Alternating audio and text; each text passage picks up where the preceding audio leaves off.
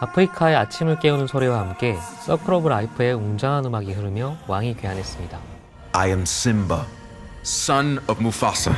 디즈니의 32번째 장편 애니메이션인 라이온킹은 90년대 디즈니 극장용 셀 애니메이션으로 대표되는 디즈니 르네상스의 정수를 모은 작품이었습니다. Can you feel the love tonight?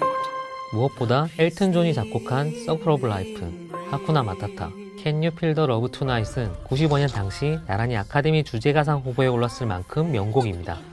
이 노래들이 나오는 순간 명장면들이 자동 재생되는 거죠. You have to take your place as king. 예고편이 공개됐을 때까지만 해도 사람들의 기대는 끝까지 차올랐습니다. 알라딘의 첫 번째 예고편이 공개됐을 때 반응과는 사뭇 달랐죠. 알라딘이 원작에서 상당히 벗어난 파격의 캐스팅 때문에 나름의 반발이 있었다고 하면 라이온킹은 실사 영화로 그대로 옮겨온 것 같은 사실적인 CG 덕분에 기대를 한몸에 받았습니다. 하지만 막상 뚜껑을 열어본 결과 알라딘은 예상 이상의 만족감과 흥행을 달성한 반면 라이온킹에 대한 반응은 살짝 엇갈리고 있습니다. 제 개인적인 결론부터 말하자면 애니메이션을 실사화했다. 그게 전부인 영화였습니다. 요컨대 존 파브로의 라이온킹을 이야기하려면 최근 디즈니의 욕망에 대해서 이야기하지 않을 수 없습니다. 그래서 이번 시간에는 라이온킹, 왕의 귀환이 아쉬울 수밖에 없는 이유에 대해 몇 가지 짚어보려 합니다. 오늘 썸 타볼 영화 라이온킹입니다.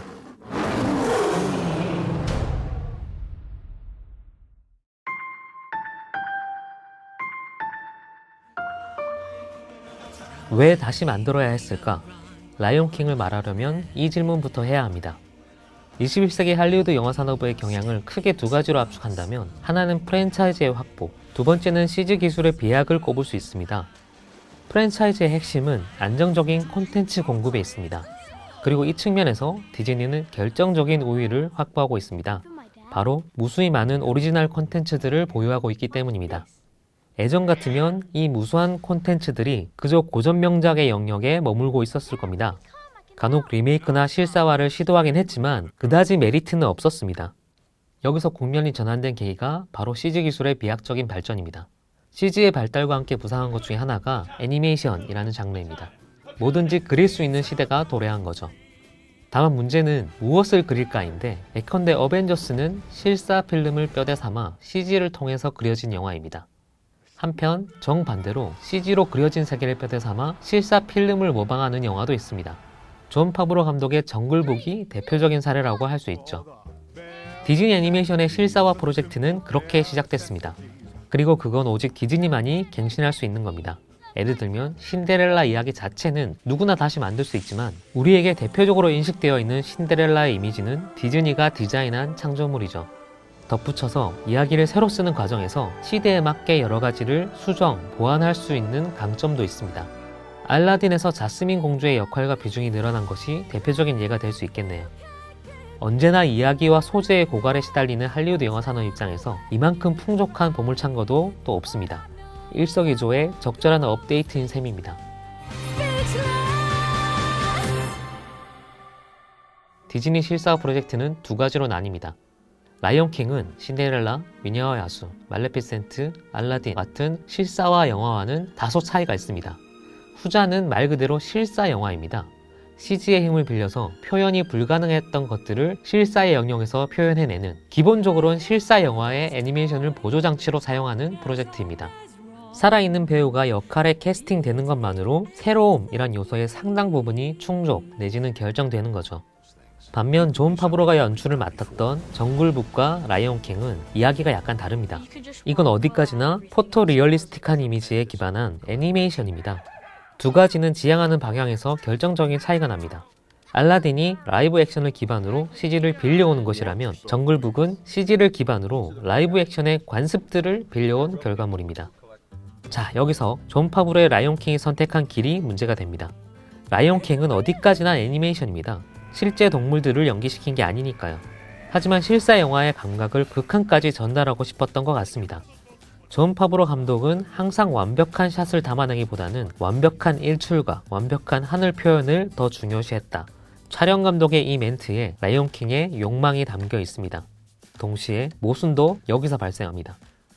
포토 리얼리즘에 입각한 이 영화의 CG 그래픽은 매우 사실적입니다. 그 사실적이라는 정보의 근간은 실제 동물들의 형태, 표정, 동작에 있습니다.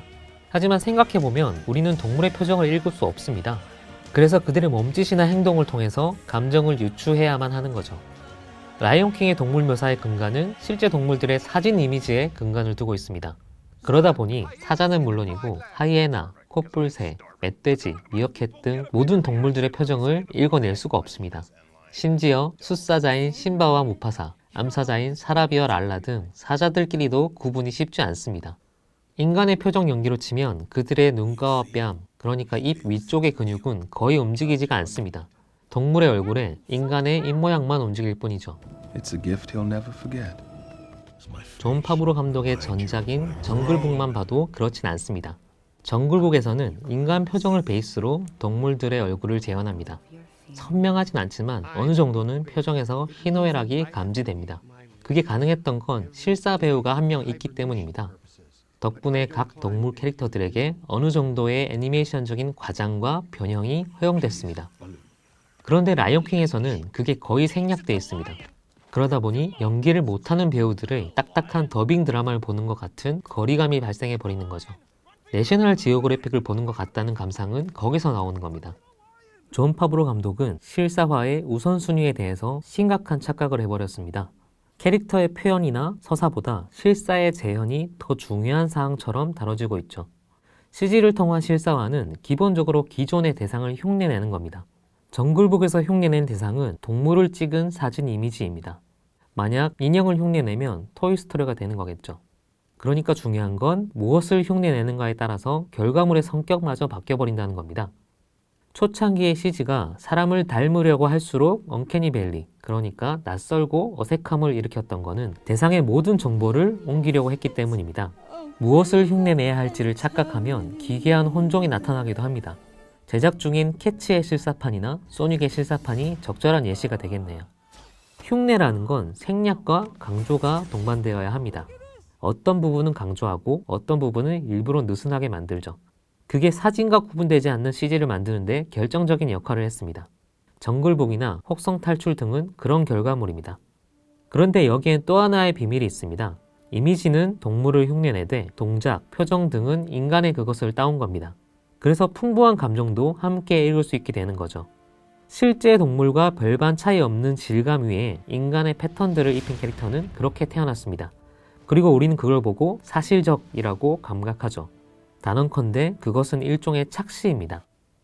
그럼 진짜 자연, 진짜 동물을 그대로 모사하고 CG로 구현했을 때 어떤 결과가 일어나느냐? 바로 라이온킹이 되는 겁니다. 그걸 기반으로 인간적인 동작이나 대사, 연기들을 입히려다 보니 겉도는 느낌을 지울 수가 없는 거죠. King? Simba? We kneel before you as loyal servants. 라이온킹에는 꽤 많은 감정적인 클로즈업들이 들어갑니다만 카메라가 신바를 비롯한 캐릭터의 표정을 잡으려 하면 할수록 더 어색해집니다. 반대로 롱쇼트로 거리를 벌리고 전체의 실루엣을 보여줄 때는 생동감이 더해집니다. 무파사가 밤하늘의 별을 보며 신바에게 조상의 영혼에 대한 얘기를 할 때 도로의 실루엣만이 남는 장면에서 오히려 감정적인 설득력이 더해지는 거죠. 이 영화에서 가장 생생한 표정은 바로 무표정입니다. 기억나는 장면 중 하나가 신바와 랄라, 티몬과 푼바가 프라이드록을 되찾기 위해서 하이에나 무리를 뚫고 침입하는 장면입니다. 여기서 하이에나 무리의 주의를 끌기 위해서 푼바가 미끼 역할을 하게 되는데요.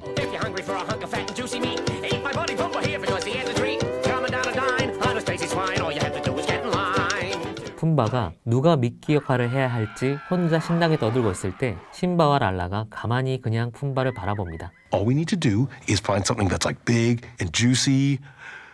Why is everyone looking at me? 그런데 이 장면이 그렇게 웃길 수가 없습니다.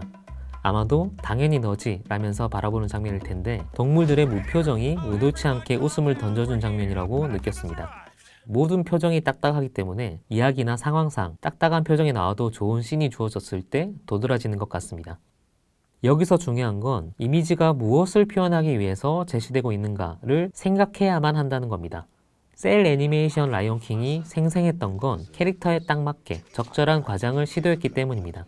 가령 스카의 비열함과 야비함은 그의 에메랄드색 눈동자와 코끼리 무덤의 푸르스름한 색깔이 겹쳐졌을 때 한층 선명하게 다가옵니다.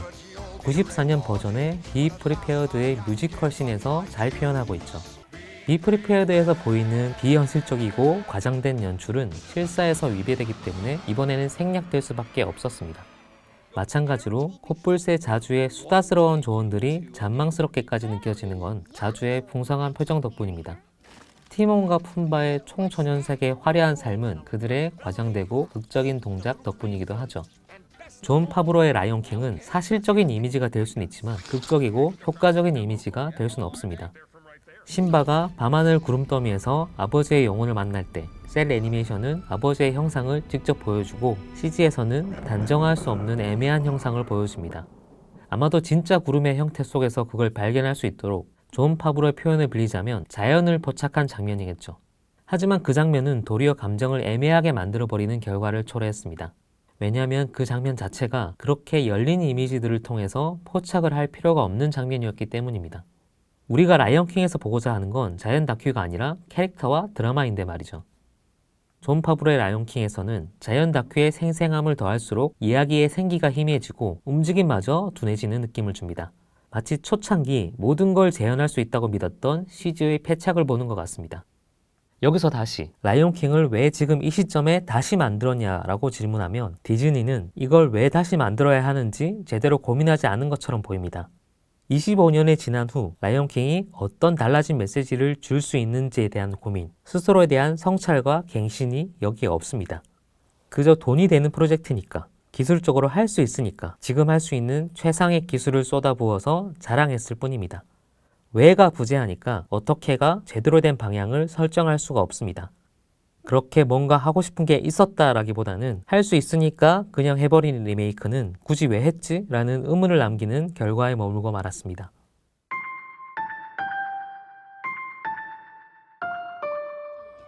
라이온킹은 디즈니의 장편 애니메이션 중에서도 유달리 보수적인 세계관을 전달합니다. 햄릿, 리차드 3세의 틀을 빌려왔지만 죄와 존재의 내면적인 갈등 등 메인 테마는 매우 보수적으로 혹은 단순화되어서 해결되어 버리고 결국엔 적장자에 의한 왕의 승계라는 보수적인 세계관 아래 수렴됩니다. 심바가 왜 왕이 되느냐? 여기에는 당위는 없습니다. 그냥 그렇게 태어났으니까 그런 겁니다. 시대와 환경이 바뀌었는데 똑같은 이야기를 반복할 때 감동도 똑같으리란 법은 없습니다. 그런데 2019년의 라이온킹은 생명의 순환이라는 거대한 모티브에서 벗어날 생각은 아예 접은 채 이번에는 이야기마저도 순환시킵니다. 돌고 돌아서 결국 제자리라는 말입니다. 이번 영화에서 가장 인상적인 장면 중 하나가 성인이 된 심바의 털이 여행하는 장면이라는 건 의미심장합니다.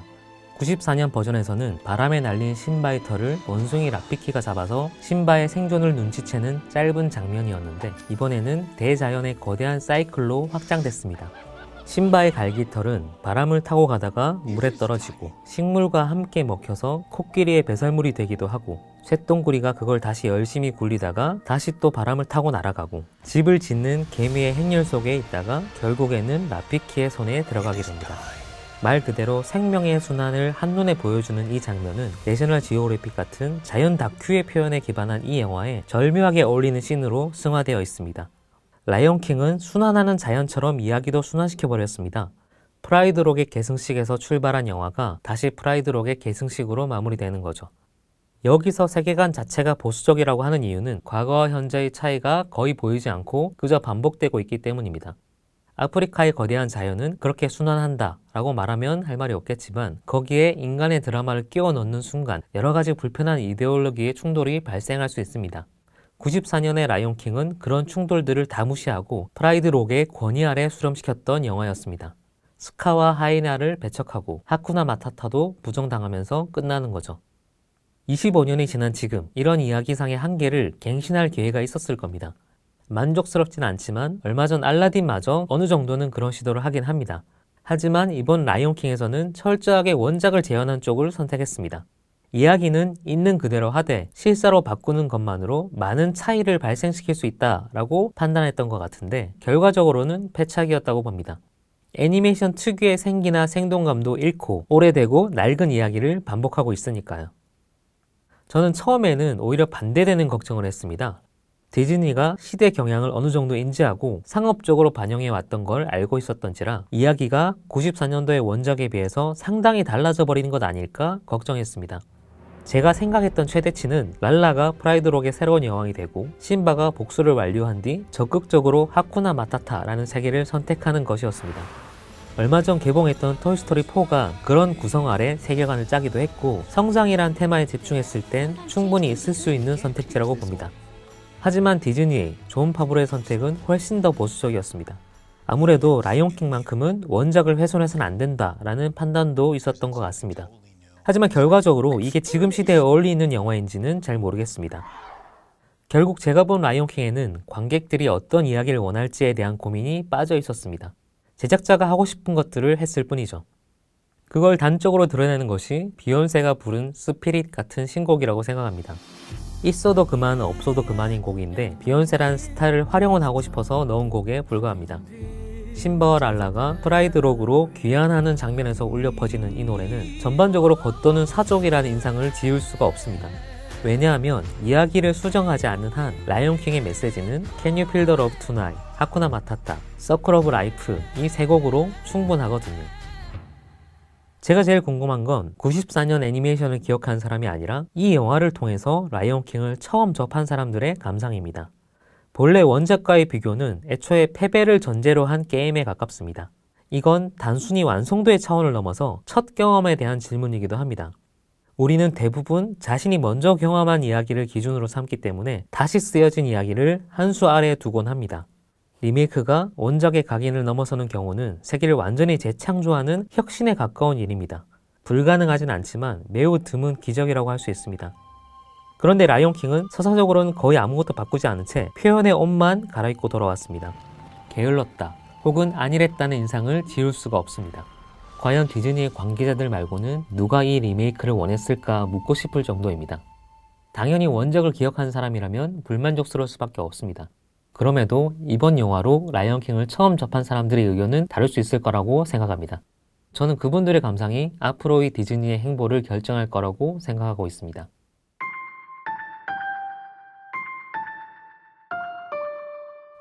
존 파브로 감독은 라이온킹이 영화냐 애니메이션이냐는 질문에 말로 설명하기 힘들다, 마법 같다, 우리는 새로운 매체를 발명했다 라고 답했습니다. 스스로 이야기의 원형으로 자리 잡고 있는 현재의 디즈니는 이제 끊임없이 과거의 자신과 투쟁해야 할 시기에 접어들고 있습니다. 존 파브로의 라이온킹이 또 다른 도약의 전환점이 될지 아니면 다시 한번 기본으로 돌아가는 숙고의 계기가 될지 그것도 아니면 거대한 순환의 일부에 불과할지 지켜볼 일입니다. 앞으로의 영화에 대한 힌트는 거기에 있을 것 같습니다. 오늘 썸 타본 영화 존 파브로 감독의 라이온킹이었습니다.